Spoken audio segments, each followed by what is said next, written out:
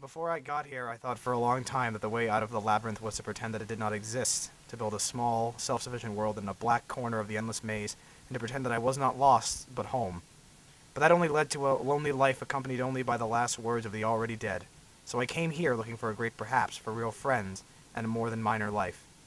And then I screwed up, and the Colonel screwed up, and Takumi screwed up, and she slipped through our fingers, and there's no sugarcoating it. She deserved better friends. When she fucked up all those years ago, just a little girl terrified into paralysis, she collapsed into an enigma of herself. And I could have done that, but I saw where it led for her.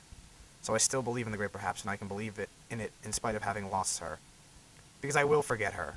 Yes, that which came together will fall apart imperceptibly slowly, and I will forget, but she will forgive my forgetting, just as I forgive her for forgetting me and the Colonel and everyone but herself and her mom and those last moments she spent as a person.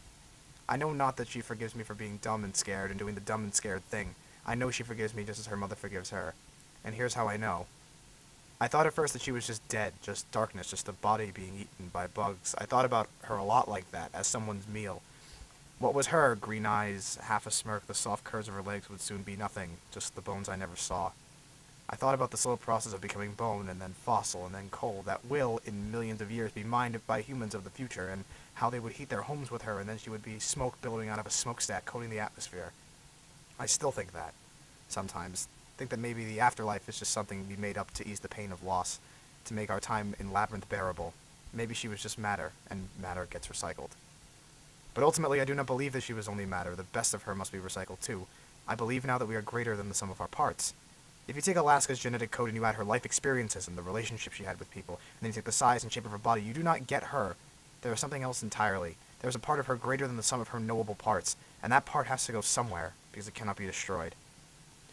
Although no one will ever accuse me of being much of a science student, one thing I learned from science class is that energy is never created and never destroyed.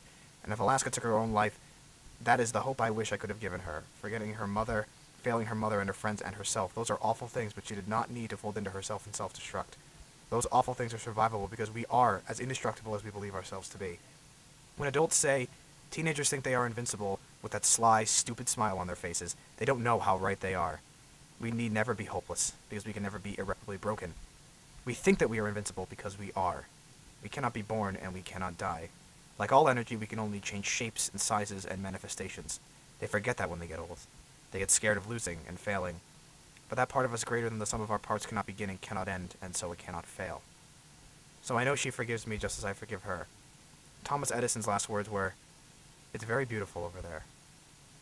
I don't know where there is, but I believe it's somewhere, and I hope it's beautiful.